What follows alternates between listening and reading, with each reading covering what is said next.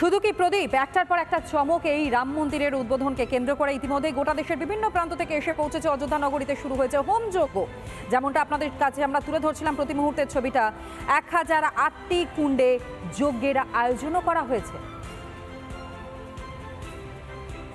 অযোধ্যা নগরীতে রামলালার প্রাণ প্রতিষ্ঠা উপলক্ষে বিভিন্ন জায়গায় পূজা অর্চনা শুরু হয়ে গিয়েছে।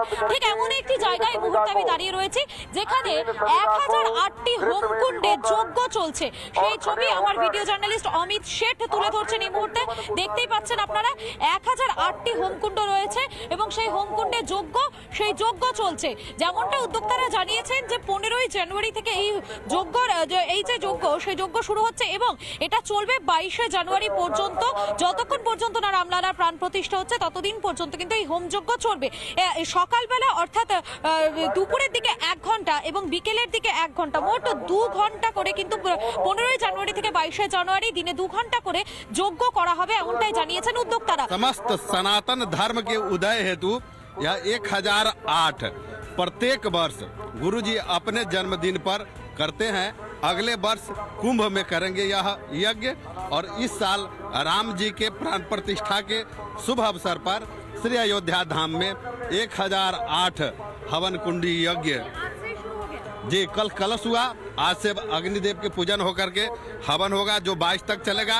22 तारीख को श्री राम प्रभु के प्राण प्रतिष्ठा के बाद इनका पूर्णाहुति होगा। রামলালাকে স্বাগত জানাতে বিভিন্ন জায়গায় যেমন পূজার্চনা শুরু হয়ে গিয়েছে, ঠিক তেমনি 1008টি হোমকুণ্ডে যজ্ঞও কিন্তু শুরু হয়ে গিয়েছে। ভিডিও জার্নালিস্ট অমিত শেঠের সঙ্গে মধুকল্পিতা, রিপাবলিক বাংলা, অযোধ্যা। ইতিমধ্যে সেখানে পুজো পাঠ শুরু হয়ে গিয়েছে। 16 তারিখ থেকে 22 তারিখ পর্যন্ত যে কর্মকাণ্ড হতে চলেছে গোটা দেশবাসী যার সেই প্রতি মুহূর্তে বাংলার একমাত্র চ্যানেল রিপাবলিক বাংলা আপনাদের সামনে তুলে ধরছে। আর এবার দেখাই অযোধ্যা জুড়ে যে সাজো রপ্ট, অর্থাৎ নতুনভাবে নতুন রূপে সেজে উঠেছে অযোধ্যা। একবারে শেষ মুহূর্তে প্রস্তুতি চলছে এই অযোধ্যাতে এবং বিভিন্ন জায়গা থেকে ইতিমধ্যেই ভক্ত সমাগম আসতে শুরু করে দিয়েছেন, ভক্তরা আসতে শুরু করে দিয়েছেন। দর্শনার্থীদের ভিড়ও কিন্তু এই মুহূর্তেও চোখে পড়ার মতো রামনগরীতে। এই মুহূর্তে পুরো দেশবাসী যে দিনটার জন্য অপেক্ষা করছে 22শে জানুয়ারি এবং 22শে জানুয়ারি অযোধ্যার রাম মন্দিরে রামলালার প্রাণ প্রতিষ্ঠা। এই মুহূর্তে আমি দেখানোর চেষ্টা করছি যে রাম মন্দিরের নির্মাণের যে ছবি, সেই ছবি দেখানোর চেষ্টা করছি একেবারে তৎপরতা তুঙ্গে। এবং আপনারা দেখতে পাচ্ছেন এই যে মন্দির, এই মন্দিরের গর্ভগৃহে কিন্তু রামলালার প্রাণ প্রতিষ্ঠা করবেন স্বয়ং প্রধানমন্ত্রী নরেন্দ্র মোদী। এই মুহূর্তে তৎপরতা একেবারে তুঙ্গে। আমি এক্সক্লুসিভলি যে ছবিটা এই মুহূর্তে দেখানোর চেষ্টা করছি, রাম মন্দির নির্মাণের যে ছবি, সেই ছবিটা দেখানোর চেষ্টা করছি। যারা হাজার হাজার কর্মীরা রয়েছেন তারা এই মুহূর্তে প্রত্যেকেই কাজ করছেন এবং প্রত্যেকেই তারা এই মুহূর্তে কিন্তু তৎপরতার সঙ্গে কাজ করছেন, কেননা হাতে আর বেশি সময় নেই। একদিকে যখন রামলালার জন্য মন্দির তৈরি হচ্ছে, ঠিক তখনই যে রামলালাকে এই মুহূর্তে যেখানে রাখা হয়েছে সেই জায়গাটারও ছবিটা আমি দেখানোর চেষ্টা করছি, যেখান দিয়ে প্রত্যেকটা দিন দর্শনার্থীরা, ভক্তরা যাচ্ছেন, রামলালার দর্শন করছেন। এই সেখানে যাওয়ার আগে কিন্তু 2টো চেক পয়েন্ট রয়েছে যেখানে তাদের যে জিনিসপত্র কিছু রয়েছে কিনা সঙ্গে সেই সমস্ত বিষয়গুলো দেখা হচ্ছে এবং সিকিউরিটি রয়েছে, যেখানে মহিলাদের জন্য আলাদা করে সিকিউরিটি কেন্দ্র রয়েছে, পুরুষদের জন্য আলাদা করে রয়েছে সিকিউরিটি কেন্দ্র। ভিডিও জার্নালিস্ট অমিত শেঠের সঙ্গে মধুকল্পিতা, রিপাবলিক বাংলা, অযোধ্যা। একেবারে শুরু থেকে আমাদের একাধিক প্রতিনিধি অযোধ্যা নগরীতে পৌঁছে গিয়েছে এবং সেই রাম মন্দিরকে কেন্দ্র করে অযোধ্যাতে যে প্রস্তুতির ছবিটা একেবারে প্রথম থেকে ধরা পড়েছে তা আপনাদের সামনে ছবির মতন করে সামনে এনেছে রিপাবলিক বাংলা, বাংলার একমাত্র চ্যানেল। আর শুধু অযোধ্যা নগরী নয়, একই সঙ্গে এ রাজ্যের ছবিটা আপনাদের সামনে তুলে ধরি।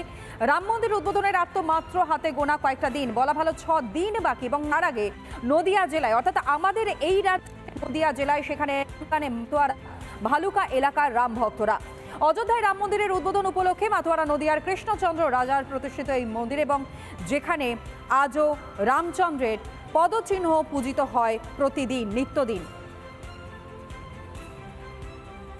এবং এই নিয়ে রাম ভক্তরা কি জানাচ্ছেন শোনাই।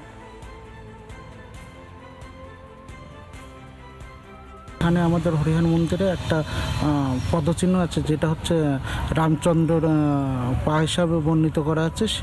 ওই পদচিহ্ন চিত্রকূট পর্বত থেকে রাজা কৃষ্ণচন্দ্র এই পদচিহ্নটি নিয়ে এসেছিল, অর্থাৎ সেটা এখানে বর্তমানে স্থাপিত করা আছে আমাদের গঙ্গাভাস হরিহর ক্ষেত্রে। তাই এখানে আমাদের এই মন্দিরটা, এই পদচিহ্নটা আমাদের এখানে পূজিত হয় রাজা রামচন্দ্রর নামে। হ্যাঁ, এটা নিত্য পুজো, মানে প্রতিদিনে। নদিয়ার ছবি তো আপনাদের সামনে তুলে ধরলাম, এবার একটু দেখাই শ্রীরামপুরের ছবিটা। প্রায় 357 বছরের পুরনো এই রাম সীতার মন্দির, রাম লক্ষ্মণ সীতার মূর্তি এখানে নিত্যদিন পূজিত হয়, অর্থাৎ ভক্তির সাথে পুজো পাঠ চলে, পূজার্চনা চলে, আর এছাড়াও রয়েছে নানান দেবদেবীর মূর্তিও।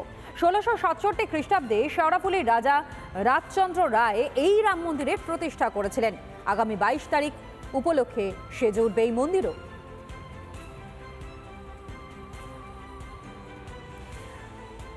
রাম ভক্তরা এবং একই সঙ্গে রাজ পরিবারের সদস্যরা কি জানাচ্ছেন শোনাই। বর্তমানে আমরা যদি তাকাই, আমরা দেখব এককালে এই মন্দিরের আয়ত্তে অনেক স্থানই ছিল, অনেক দেবত্ব স্থানই ছিল, কিন্তু এই সময় বর্তমানে সবই প্রায় দখল হয়ে যাওয়ার ফলে এই মন্দির প্রাঙ্গণ ছাড়া বিশেষ কিছু জায়গা আমরা লক্ষ্য করতে পারবো না। সামনে হয়তো একটু জায়গায় যেখানে আমাদের চাঁচর উৎসব হয় মন্দিরের, সেইটি আছে, এর ব্যতিক্রম আর কিছুই সেরকম নেই। তো আমাদের শ্রীরামপুর মিউনিসিপ্যালিটিকে আবেদন আছে যাতে যে জায়গাগুলো দখল হয়ে গেছে, মন্দিরের নামে যে জায়গা ছিল সেই জায়গা যাতে ফেরানো যায়, কিছুটা সম্ভবত যদি ফেরানো যায় তাতে মন্দিরের সেবা যাতে চলতে পারে। এবং রাজপরিবারের থেকে আমরা যৌথভাবে যারা পুরোহিত বংশ আছে তাদের সাথে একসাথে নিয়ে আমরা এই কাজে আমরা শ্রীরামচন্দ্রের আশীর্বাদ নিয়ে এগিয়ে পড়েছি। পুজোই দিতে আসি, এখানে সব ঠাকুর আছে মন্দিরে, 33 কোটি দেবতা, আর এই 22 তারিখে একটা অনুষ্ঠান আছে, আসবো আমরা। মন্দিরটা খুবই ভালো, মানে অনেক দিনের, বহু দিনের পুরনো। আমরা এখানে সবসময় পুজো দিতে আসি, প্রচুর পুরনো মন্দির এবং খুবই ভালো। এখানকার ঠাকুরমশাই খুবই ভক্তদের সেবার জন্য খুবই করেন, খুবই ভালো এখানকার সব কিছু। অর্থাৎ যে ছবিটা আপনাদের সামনে তুলে ধরলাম এবং একই সঙ্গে রাজ পরিবারের সদস্যদের বক্তব্য আপনাদের সামনে আমরা তুলে ধরলাম শ্রীরামপুরের এই 357 বছরের রাম নতুন করে একাধিক কর্মসূচি উদ্বোধন রয়েছে। সেই রাম মন্দিরের উদ্বোধনে একদিকে যেমন অযোধ্যা নগরী সেজে উঠেছে, ঠিক একই রকম ভাবেই সেজে উঠছে এ রাজ্যের বিভিন্ন রাম মন্দিরগুলো।